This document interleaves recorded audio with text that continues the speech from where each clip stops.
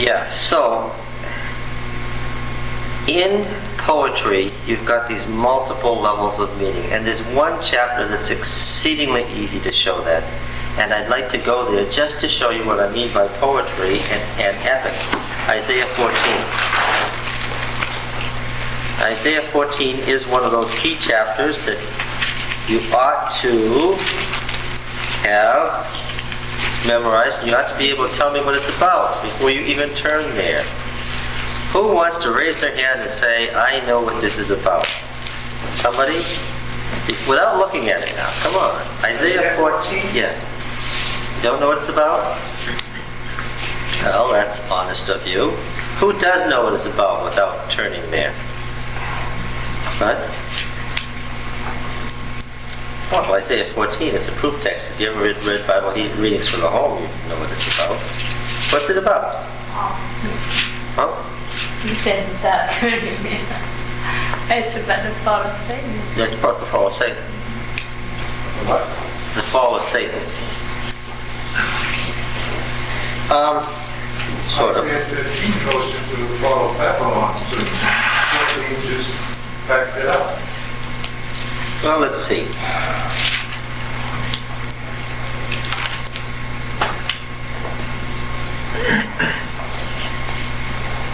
Here is a song that was written by the prophet as a national funerary dirge. A funerary dirge is a song that is sung at somebody's funeral. It was a national funerary dirge because an important figure had died, and the important figure in this case is Sargon the second, emperor of Assyria. The Assyrian emperor has died. All the nations throughout the world under his control must contribute their national hymns to the occasion of his death. Thanks to Ahaz's actions that we talked about last week, Judah is part of the Assyrian Empire. And so they must contribute a dirge on this occasion of the death of the emperor. Now, the words are in the lament form, the long open sounds and the wailing that was sung, because remember, these are songs, they were sung. The long wailing sounds that you hear even in the Middle East today. Okay. Now, that creates somewhat of a disjunction that creates irony in the song, if not humor, because this is what the words say as they were sung with these long, open, wailing sounds and tears. Isaiah 14 and verse 4. King of Babylon, by the way, is incorrect. The writer of verse 4 has missed it. How the oppressor has ceased, the insolent fury ceased. Now, is this a good way to lament the death of the emperor? If you hated him. I don't think that they would have sent, I don't think the king of Judah would actually have sent this song off to Assyria as our contribution to the funeral. He's called an oppressor and an insolent fury. And of course, here we see that constant Semitic use of symbolism implied. An insolent fury, of course, is a storm, an insolent storm. Okay. Yahweh has broken the staff of the wicked. Now I must say that in poetry you're dealing with imagistic writing. You must see the image for it to make any sense.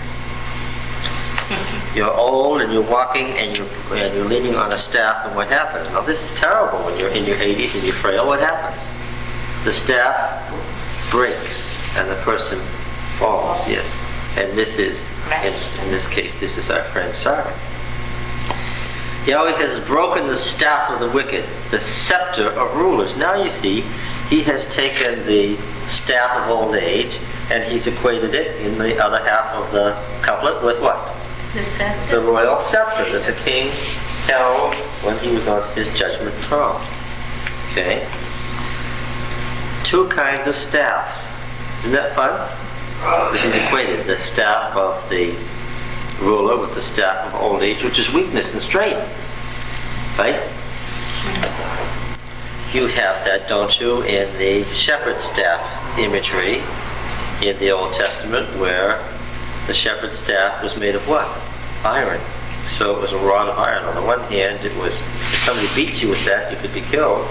On the other hand, it's got its crook, and it's there to pull the lamb back from the crags and so forth, representing both justice and mercy. One end has the crook where you catch the animal, the other end has a point, a sharp iron point. What was that used for? If the animal didn't feel like moving, what? Okay, so when God uses this staff on us, which end is he used?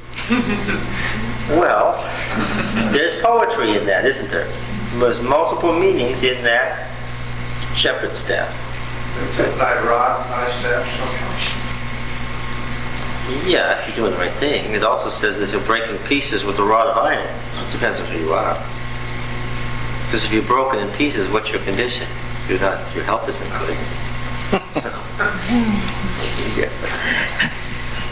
The Lord has broken the staff of the wicked, the scepter of rulers that smote the peoples in wrath with unceasing blows. Ah, yes. So the staff was used for what? Smiting. Yeah. Because isn't that what chapter 11 had said? We read chapter 11 one night.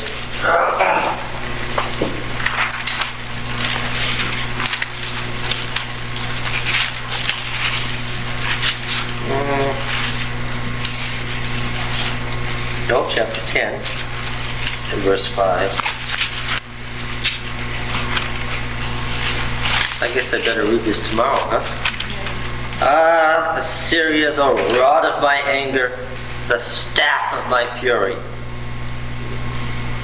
Right? Assyria was God's rod and staff. Yes, now. Back to chapter 14. Smote the peoples in wrath with unceasing blows. They ruled the nations in anger with unrelenting persecution. Now, anger and persecution aren't quite the same thing, but they are used parallel here to develop an idea. Now then, what's the result of the death of the king? Now, this was all in dirge form, right? He's crying. He's saying how sad it is. The insolent fury has ceased. Okay? And he's being insolent, of course. Now, what's the reaction in the world? Verse 7. The whole earth is at rest and quiet. First is the quietness at the moment of death, and then what? They break forth into singing. There's an antithetical couplet. Poetry, antithetical couplet, quiet, singing. But they're used together because they develop the idea. Once the realization dawns that he's actually gone, what does the earth do? Breaks forth into singing. The cypresses rejoice at you, the cedars of Lebanon saying, since you were laid low, no hewer comes up against us. Now these are trees talking, but of course this is poetry, right? These trees are what? Yeah, they're the nations involved here. In this case, we're talking about the cypresses and cedars of Lebanon, both the mountains and the coastal range.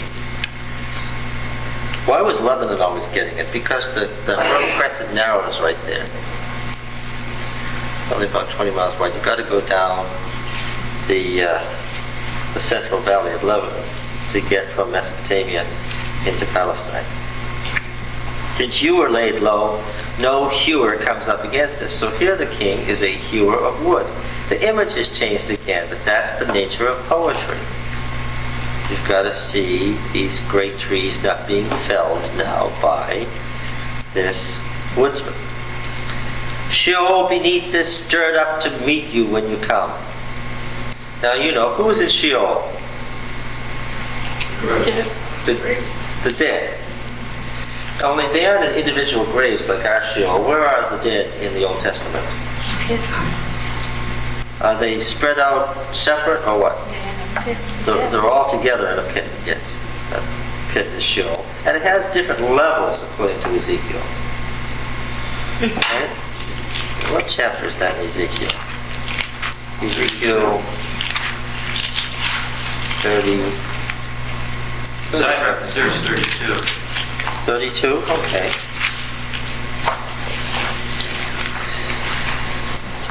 Oh, yes, yes. Ezekiel 32, in the section on the woes on the nations. This happens to be a woe on Egypt. In verse 18, why are we doing all this? Because we're in a poetic section of Genesis. And so far we haven't begun to hit the meaning of Genesis 3. And we can't do that till we talk a little bit about poetry. That's the trouble with saying, study Revelation with us. Tell us what it means. What do you have to know about Revelation? Genesis. And Everything in that comes between. before. Yes. So, Son of Man, verse 18, wail over the multitude of Egypt and send them down, her, the daughters of majestic nations, to the netherworld, to those who've gone down to the pit. Okay. Now Ezekiel is sending them down because when he pronounces the word, remember the divine word makes it happen. So when the prophet speaks, the prophet has to be careful what the prophet says. Why? Because when the prophet says it, then what? The prophet has pronounced the creative word of Yahweh, and what? That will cause it to happen. That will cause it to be created. Therefore, sometimes the prophets had to be shut up. Okay? How do you know that isn't poetic right there? It's referring to when you die, you're returning to a pit. Oh, it is poetry. It is poetry. But this doesn't imply that there's one big place called a pit that they all go. This could be poetic for where you put a body. Well, let's read the rest of it. No, it's not a body. Just read the rest of it. I take it you haven't read this chapter before. Let's just read it. Whom you surpass in beauty, go down and be laid with the uncircumcised. These are all plurals. They shall fall amid those who are slain by the sword, and with her shall lie all her multitudes. The mighty chief shall speak of them with their helpers out of the midst of Sheol. They have come down. They lie still, the uncircumcised, slain by the sword. Assyria is there and all her company. Their graves round about her, all of them slain, fallen by the sword, whose graves are set in the uttermost parts of the pit. Look at where Assyria is. Where's Assyria? Down in the bottom of the pit. Yes, and her company is round about her grave, all of them slain, fallen by the sword, who spread terror in the land of the living. Elam is there, and all her multitude about her grave, all of them slain, fallen by the sword, who went down uncircumcised into the netherworld, who spread terror in the land of the living. And they bear their shame with those who go down to the pit. They have made her a bed among the slain, with all her multitude, their graves round about her, all of them uncircumcised, slain by the sword. For terror of them was spread in the land of the living, and they bear their shame with those who go down to the pit. They are placed among the slain. Meshach and Tubal, certainly not the Russians, despite what the dispensationalists say about Ezekiel 38-39. Meshach and Tubal are there, and all of their multitude, their graves round about them, all of them uncircumcised, slain by the sword, for they spread terror in the land of the living, and they do not lie with the fallen mighty men of old. Remember, Meshach and Tubal were the ancient evil nations in Genesis 10. The evil nations. Who went down to Sheol with their weapons of war, whose swords were laid under their heads, and whose shields were upon their bones.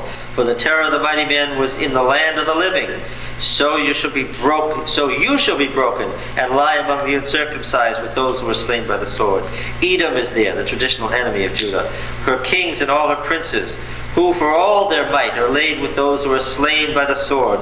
They lie with the uncircumcised and those who go down to the pit. The princes of the north are there, all of them, and all the Sidonians who have gone down in shame with the slain, for all the terror which they caused by their might. They lie uncircumcised with those who are slain by the sword, and bear their shame with those who go down to the pit. When Pharaoh sees them, now Pharaoh is dead, right? When Pharaoh sees them, he will comfort himself for all his multitude. Pharaoh and all his army slain by the sword, says the Lord God, for he spread terror in the land of the living. Therefore he shall be laid among the uncircumcised with those who are slain by the sword, Pharaoh and his multitude, says the Lord God. Okay, so there's a picture of down in the pit. And the Assyrians are at the bottom. Why are the Assyrians at the bottom? Because as far as the Old Testament is concerned, what? They're the worst. The Assyrians are the worst. What does this say about the Old Testament, or if anything, about the Old Testament view of death? In the Old Testament view of death, you're sleeping. You're sleeping. And what occasionally happens to your sleep? It happens a number of times in the Old Testament. What happens to your sleep? Waked up. You're wakened up by something that's vaguely disturbing, and then what happens? You go back to sleep. Death is the endless sleep in the Old Testament, but it's not unconsciousness. The totality of unconsciousness is what you have to get when you go along, because you're fighting against the Greek idea of total consciousness, right? And folks coming back to scare you and haunt your house. All right, let's see. Where were we here? Oh, Sheol, yes, verse 9. This is a familiar concept, Isaiah 14:9. Sheol beneath is stirred up to meet you when you come. So here they are again, right? They're being awakened. It rouses the shades to greet you. Well, who are the shades? The shadows. Who are they? Look, this is a familiar poetic image in the Old Testament. My hand is alive and what? And when I'm dead, my hand will be what? Shadow. That shadow. Good. The dead person has the relation to the living person that the person has to his shadow. Okay? That duality of your life when you're dead. Both here and there. Yes, that's right, because that shadow is along with you all the time, and that's the symbol of your dead part. It rouses the shades to greet you, all who were leaders of the earth. See, these were great, powerful, mighty men, and now they're the shades. It raises from their thrones all who were kings of the nations. So what's the picture of these dead kings? They're down there in the pit, Brought low. sleeping on their, can I say, ghostly thrones, their shadowy thrones in the netherworld. This sounds like where Egypt might have gotten its religion and afterlife. This sounds Yes. like Egypt. Yes. Now the point here is that Sargon II has just died, and where's he headed? He's not headed into the kingdom of God, but what? Down to Sheol with the other mighty kings of the past, to live in the shadow world, to sleep on the thrones forever. Of powerlessness, that's the point, total powerlessness. That's how King Saul got duped. What did Samuel say when he came up? Now it wasn't Samuel, but the devil knew what the king believed about death. What did Samuel say? Yeah, what did he say? Yes, that's right. Why did you wait for me? Where was that?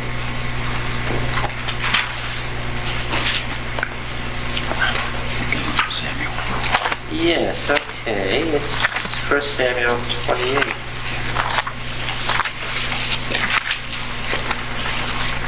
And verse 15.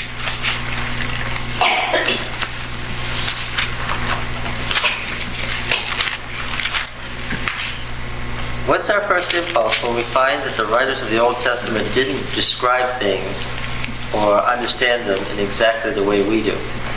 Our impulse is to explain away what they said. Right? Try not to go for the jugular every time, explain away something if it's not what we say. Now then, verse 15, then Samuel said to Saul, why have you disturbed me by bringing me up? And what was he doing? Sleeping, obviously. Yes, and is he happy or unhappy to be awakened? You can't believe anything that he says. But You can't consider true anything that he says. oh no, this is irony in the Hebrew narrator's mouth. There's sarcasm here. Why? Because the dead Samuel that Saul consulted says exactly what the dead Samuel would have said. That's what's ironic. And he did curse Saul for not listening to God and disobeying him in the past, and said, you've never listened to him, why should you listen to him now? And all the devil was doing was attempting to discourage him into total hopelessness so he could kill him the next day, and he succeeded. But this Samuel here, who, even though he isn't the real Samuel, said exactly what Samuel would have said. Right? Well, didn't Perfect deception. Saul know that the dead are sleeping and they know nothing, they have no concept of what's going on? And so he should have known that the shadow that came up out of the ground was not Samuel. We didn't, yeah, I think you're missing the point. We didn't see in any of the passages that we've seen so far that the dead don't know anything. Have we? You've read several passages now. You've listened to several passages of Scripture where it doesn't say that. But that's an obvious thing. Oh, wait a minute. Whoa. Back up now. We jumped Don't. ahead to Isaiah and Ezekiel, and we shouldn't have done that. We should have read it sequentially through. That's right. And we would find, if we read sequentially through, that the idea of the dead being shades who can be roused is consistent throughout the Old Testament, if we looked at every passage. Yep.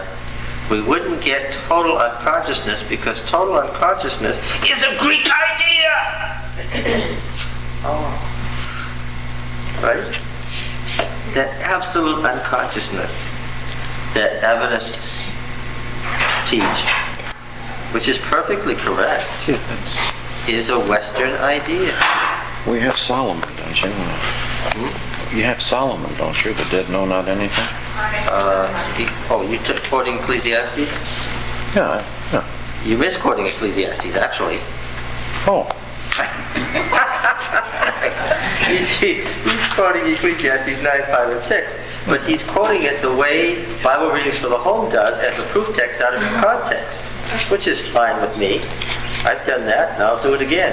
But that's not what the passage says when you read it in the context of Ecclesiastes.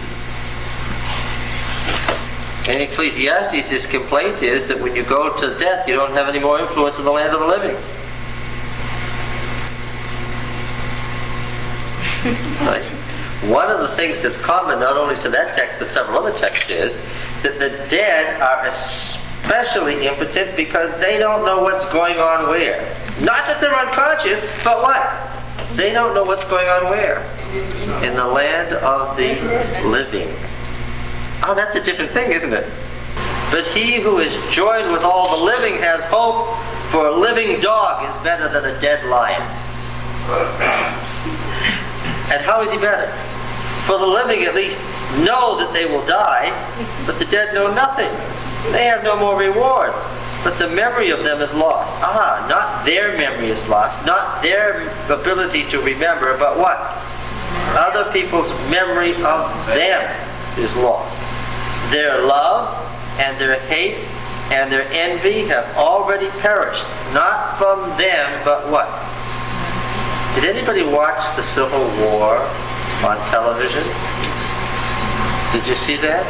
Okay, there's an example of resurrecting somebody's love and hate and envy, right? Yeah, that's what this is talking about. And they have no more forever any share in all that is done under the sun. Now, I think the original thing was, does this teach unconsciousness? Well, as long as you disconnect it from its context, quote a bunch of passages about resurrection in 1 Corinthians 15 in an evangelistic series, you can make this verse or these two verses sound like they're what? Teaching unconsciousness, though that's not what it says at all. Okay. In fact, what it says is a lot worse than. We have a problem over here. Although the foundation Divine Comedy, he's bringing up the same thing. Yeah. We're all understanding we haven't When Dante wrote the Divine Comedy, he commented that he was basing it on Ezekiel 32. That would be good to know. Now, you had a passage in a psalm. What is that psalm? 128th psalm? What psalm is she quoting here where she wants to tell us that it's the passage about where the sons come to honor and he knoweth it not? That's Job.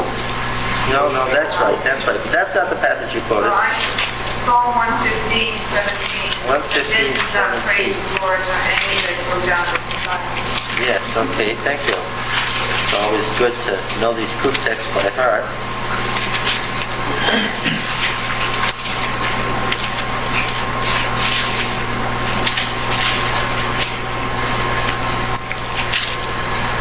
Verse 16. The heavens are Yahweh's heavens, but the earth he has given to the sons of men. There's an antithetical couplet. And by the way, there are three parts to the universe, isn't there? Neither shalt thou make any image of anything that is in the heavens above, the earth beneath, or the waters under the earth, the underworld, the realm of the dead. So if the heavens are Yahweh's heavens, but the earth he has given to the sons of men, I'm missing a third part. Quickly, what has to be discussed now? This is a tricolon. What? The underworld. The dead do not praise Yahweh. Okay, 2/3 of the cosmos praises Yahweh because Yahweh's in heaven, and man on earth can praise him, but what? Not the dead. Nor do any that go down into silence. Did you notice that they were whispering in other passages? It's because a dead person couldn't speak right out. Why? He lacks all... Yes. How did Samuel speak? He whispered, it says. Because a dead person is as to a live person as a shadow is to the reality. Okay? So you would expect a dead person to whisper, because that's all the strength the dead person can muster up. Now you see, the problem with Saul Samuel, the problem with the witch of Endor Samuel, wasn't that he came up and said, "Why have you woken me up?" It was that he knew all about what was going on, and he told Saul what God had just been telling him about Saul's future. There's a problem with that when you compare it to other parts of the Old Testament about death. In death, one of the great curses of death is what? That the dead are what? Separated from God. That's how death is defined in the Old Testament. And as such, they don't know what's going on in the world. They can't praise God. Where is the praise of God to go on in this passage? In these verses here. And most especially, the earth. Okay. Yes, because verse 17 is an antithetical bicolon, where two lines are set against two other lines. Here it is. The dead do not praise Yahweh, nor do any that go down into silence. But there's a strong antithetical but in verse 18, and that's the point. But we will bless Yahweh. What's the condition of the worshipers? They are clearly what? Alive. Alive. From this time forth and forevermore. Because in the Old Testament, there is a view about life that is found in Jesus' words. He who has the Son has life, and he who lives and believes in me, yet shall he live. Indeed, he will never die. In the Old Testament and the New Testament development of this theme is just a development of the Old Testament idea. The believer doesn't die in the sense that the unbeliever dies. The believer's spirit doesn't go down, but what? Goes up. And that's why the author of Ecclesiastes said, who knows whether the bad guy's spirit goes down and the good guy's spirit goes up. And it was that idea that the good guy's spirit goes up to God, where God takes care of it. That's why the souls under the altar are crying out, how long, O Lord, how long? Beat those souls to death. They're supposed to be unconscious, and they're talking up there. But where are they? They're not down in Sheol. Those are the believers in Revelation. And where are they? They're in heaven. Now, it was the misconstruing of that idea into consciousness that got what? The idea that now you're close to the Catholic heaven. It was the misconstruing of that idea that got what? When the person dies, Immortality. the soul as a conscious separate entity has floated off to heaven. Now you see, that idea didn't come full-blown out of paganism. It came out of biblical statements. You're trying to say that Samuel, when he came up to talk to Saul, it was Samuel? No, did I say anything even remotely like that? No. I have said repeatedly that it wasn't Samuel because I just said that Saul should have known why. He didn't act like a dead person should act. But What about the text in Job, in chapter 14? So a man lies down, does not rise, so the heavens see no more. Yes. They will not awake nor be roused from their sleep. John, that verse you wanted was in Job 14:21, about his sons come to honor, okay. and he knoweth it not. We'll get them all. She's going to make us look at every Old Testament passage about death. And that's fine. It's all poetry. And we're studying poetry.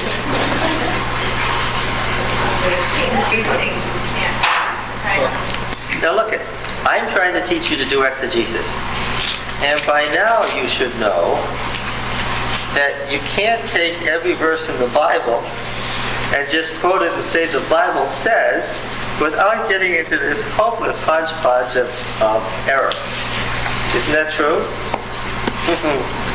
It sure is true. If you've ever tried to study the Bible with a Jehovah's Witness, there's all those proof texts taken out of context, made to say the most awful, horrendous things, but they're all in the Bible. And you're faced with the sad task of explaining to the person, yes, it says that in the Bible, but that doesn't mean that your doctrine that you've just created out of this series of texts is correct. You can get a dispensationalist, get you believing that there's a church age and a kingdom age, and that there are different covenants and different ways to salvation, if you take the right texts and piece them together. You see, we're doing something different, aren't we, than when you take a series of texts and you put them together to give a Bible study, right? That's not what we're trying to do here when we're doing exegesis. That's right. Yes? When you're studying the Bible, don't you have to read as it is, and then it's up to you to differentiate between right and wrong? Exegesis is what the process is that does that. That's what we're supposed to be studying. Yes. That's right. In Isaiah chapter 1, it says, "Come, God says to you, come, let us read it together." Yes.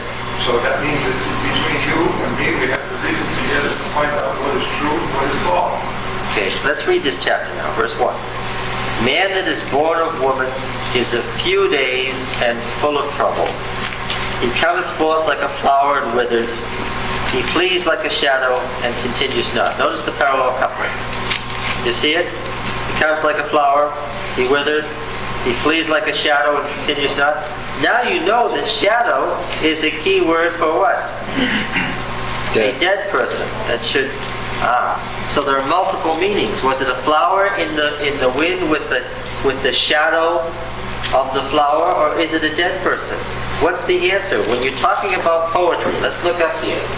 Poetry is an intensity of meaning in an economy of words.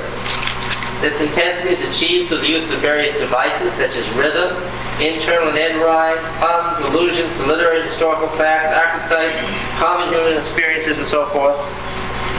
Poetry in the Bible must always be exegeted with these various possibilities in mind. In this passage we've just read, there's more than one meaning to shadow. It has multiple meanings. That's the idea of poetry, because poetry is an intensity of meaning in an economy of words. In a few words, he's achieved a multiple meanings. You follow? All right. Verse 3. And dost thou open the eyes upon such a one and bring him into judgment with thee? Notice the phrase opening the eyes. Of course, it's a phrase for resurrection into the world of the dead in Egypt. That's important to know. Opening the eyes is to look on something. That's important to know. God's judgment is here. Who can bring a clean thing out of an unclean? There is not one. Where are you reading from? Verse 4 now of Job 14. Since his days are determined, and the number of his months is with thee, and thou hast appointed his bounds that he cannot pass, look away from him and desist, that he may enjoy like a hireling his day. What is this passage saying? It says that man's life is so full of trouble that one thing he does not need, naturally, automatically, man's life is so full of trouble that what he doesn't need is God's judgment. This is Job speaking right out of his misery. Why? Because what? If God pays attention to man, the man is in trouble. And so what is this prayer asking God to do? Be kind enough not to pay any attention to me. Let me alone. Don't pay any attention to me, because if you don't pay attention to me, what? I'll be better off. This is not the song of a triumphant believer here either. For there's hope for a tree. If it be cut down, that it will sprout again, and that its shoots will not cease. See, even a tree can get back what it had. But you get the implied contrast with a man? When a man dies, what? Cut down a tree, the tree might grow again. Cut down a man, what? Though its root grows old in the earth. Remember, Job is dying, and he knows it. And its stump dies in the ground. Yet at the scent of water it will bud and put forth branches like a young plant. But man dies, contrast to the tree now, and is laid low. Man breathes his last, and where is he? Unlike the tree that can grow again. And you won't get reincarnation out of this, will you? As waters fail from a lake, and a river wastes away and is dried up, so man lies down and rises not again, till the heavens are no more. He will not awake, or be roused out of his sleep. What kind of death is this? What kind of death does this describe? This is eternal death. There's no resurrection, there's no hoping. Yeah. Oh, that thou wouldst hide me in Sheol, that thou wouldst conceal me until thy wrath be past, that thou wouldst appoint me a set time and remember me. Job wishes what? That instead of God putting him through all this, what? He would let him die, but his problem is that he believes that death is permanent. He wishes not only that he could die, but what? That like the tree, he could live again. And so he asks this question, and this again is not the certainty of a believer. This is a question. If a man die, shall he live again? All the days of my service I would wait till my release should come. Where is he during these days of service? Where is he? In the grave. That's right. Waiting. Thou wouldst call, and I would answer thee. Thou wouldst long for the work of thy hands, meaning himself.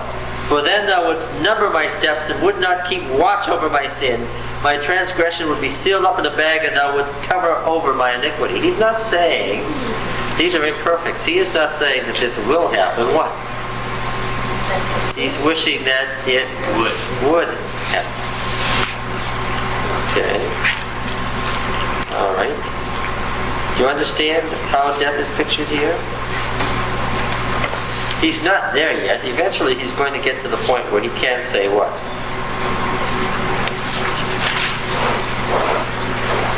Justification there, covering over my iniquity. The triumphant part is where he says, I know that my Redeemer lives. Yes. Yeah. Job was a Edomite and he knew all this. It goes without saying that Israel should have known better than Job.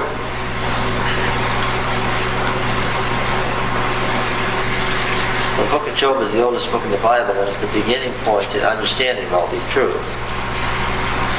Okay. Now you see death is pictured somewhat differently in the Old Testament than it is in our Bible study, Bible readings for the home, on the nature of the dead. Right? Okay. We even have to skirt some passages in the New Testament, right? You have to tiptoe past what's the servant there who ends up in the bosom of Abraham? The rich man and Lazarus. Yes, Lazarus. And the rich man is in the flames of hell. Luke 16, 19 to 31. You know, what we're doing here is we got onto all this by a simple portrayal of death in Isaiah 14. And we're going to go back there because that's what we're studying. We stumble onto this by verse 9. The king, Sargon II, is being sung to at his death. And he's told in verse 9, Sheol beneath is stirred up to meet you when you come. It rouses the shades to greet you. All who were leaders of the earth, it raises from their thrones all who were kings of the nations. All of them will speak and say to you, you too have become as weak as we. Now here they're not unconscious, but what are they? They're weak and what? And they're delighted that the king of Assyria, of all people, the most powerful king in history, has what? Has become as weak as they. You have become like us. Your pomp is brought down to Sheol. The sound of your harps. Maggots are the bed beneath you, and worms are your covering.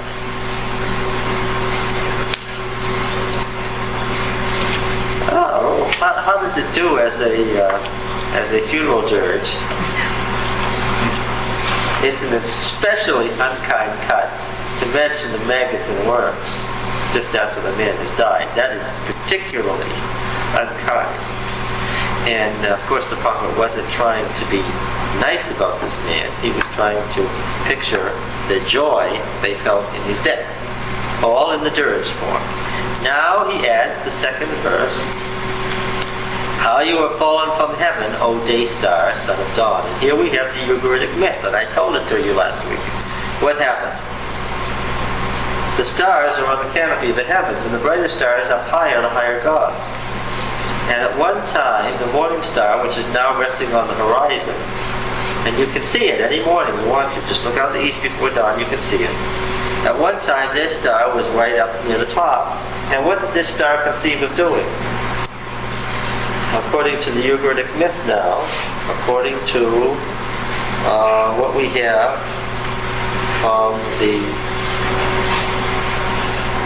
War on the Cosmic Mountain. The stars, the hosts of heaven, a third of the stars, made war on El to take over his throne, and the day star was going to become the king of the gods. But he was repulsed, and he fell, and where is he now? That's why he's on the horizon, as anybody can see. Remember how... So now, look, what are we talking about? Are we talking about a religious event in the past, or are we talking about something in the physical world of nature that we can see when we look out there and see the star in the morning? Or are we talking about Sargon II, a historical figure, or are we talking about the devil? This is poetry. No, it's not type anti-type. No. What are we saying here? If we are looking at this poetry as from its historical viewpoint, who are we talking about? Sargon. It is Sargon II who is described in verse 12, as in every other verse. If we are talking about this from its mythic nature realm, what are we talking about? Physically, what is it? It isn't a star at all. If you want to know physically what it is, it's the planet. Yes, what planet is it? Venus. It's Venus. If you want to talk about physically, in the natural world, what is this day star? It's the planet Venus that shines in the morning just before dawn. All right? If you want to talk about its mythic meaning, what is it? It's the day star that rebelled against El, the common myth of the ancient Near East that lots of people knew all through the history of the Old Testament times. It's the myth of the morning star that tried to be God and failed. And if you want to talk about theologically, what is this passage about? What would you have to say? This is Lucifer, the original from which the Venus myth was a mere pagan reflection. Okay. Now, which meaning is it? It's all of those, yes. If you miss that point, you've missed the whole point of everything we've done for the last hour and a half. It is all of those meanings. It is not this or that. It's all of those meanings. That's the nature of poetry. Poetry is what? An intensity of meaning in an economy of words. And you achieve that intensity by using certain devices. A lot of the devices are missing because we have to read a translation. We don't get the sound of the words, we don't get the meter, we don't get the internal rhyme, we don't get the end rhyme, we don't get the puns, we don't get the homonyms, synonyms, and so antonyms and so forth. That's all gone. Why? All of that was wiped out as soon as we dealt with a translation. But it's all there. By reading a good exegesis, we can be made aware of what's going on from line to line in the original language that makes it a really great poem. Yes? Which meaning is the theos trying to give people All. all. Well, if you look at it from the astronomy point of view, never mind Bible, never mind anything, plain astronomy. We all know where the North Star is. Right around the North Star, we have the constellation of the Dragon. And then, when Satan fell, in what you just read, he went down, he became a serpent. And that the serpent is between the horizon and the North Star. The images you are using are the ancient pagan images of myth. How do we know that there's a dragon up there? How do we get any of those zodiac signs? Where do they come from? Because They don't come from... somebody had to see the dragon in there. We know them by their Greek names, but where did they come from? From Arabia. They came from the ancient Near East. They came from the Old Testament world. Okay. Now then, what was all this about? All this was to take one chapter of the Old Testament, Isaiah 14, and show you its multiple meanings. Why did I choose Isaiah 14? Because it's so easy. First of all, it's a familiar passage to Adventists. And secondly, you can derive... We haven't hit all of the meanings, by the way. Sargon II, the devil, the morning star, those aren't all the meanings that there are. Those are just some of the more obvious ones that we're familiar with. Let's just read through the rest of it. And then we're going to go to the poetry that we're in Genesis 3, because it's full of double and triple meanings. And the author intended it. How you are fallen from heaven, O day star, son of dawn. Do you notice that you are at the beginning of a dirge again? This is the second verse. Read verse 4. How the oppressor has ceased, the insolent fury ceased. Okay. How you are fallen from heaven, O day star, son of God. How you are cut to the ground, you who laid the nations low. You said in your heart, I will ascend to heaven above the stars of God. I will set my throne on high. I will sit on the Mount of Assembly in the far north. That's the cosmic mountain where the gods assemble. We've talked about this, haven't we? I will sit above the heights of the clouds. I will make myself like the Most High. So that tells us why they wanted to build the Tower of Babel above the clouds. I'll make myself like the Most High. But you are brought down to Sheol, to the depths of the pit. Those who see you, see, this isn't where the North Star is yet. These are future perfects. You're brought down to Sheol, to the depths of the pit. Those who see you will stare at you and ponder over you. Is this the man who made the earth tremble, who shook kingdoms, who made the world like a desert and overthrew its cities, who did not let his prisoners go home? All the kings of the nations lie in glory, each in his own tomb.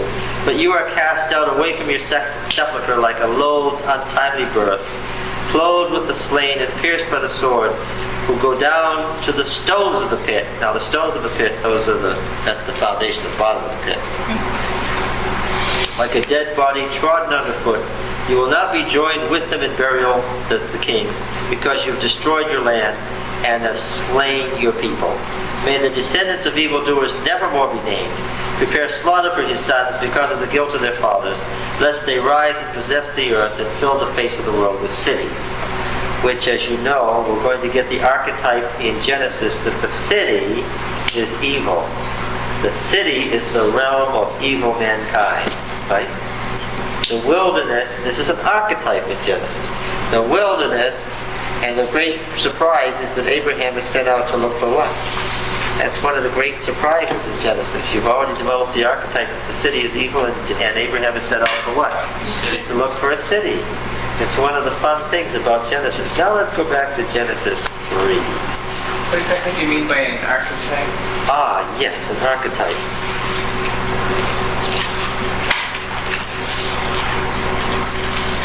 There was once a righteous king who ruled over Britain. He was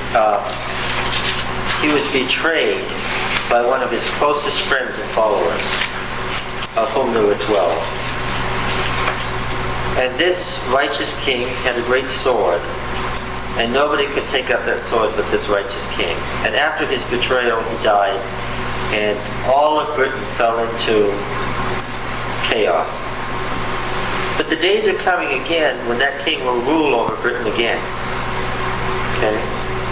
The dragon will be slain, and he will rule again in the age of peace. He is the once and future king. Who am I talking about? Arthur. King Arthur. The Arthurian legends are developments of this great archetype of a righteous king who reigned once in the past and what? Will reign again in the future, who was betrayed and destroyed by a friend.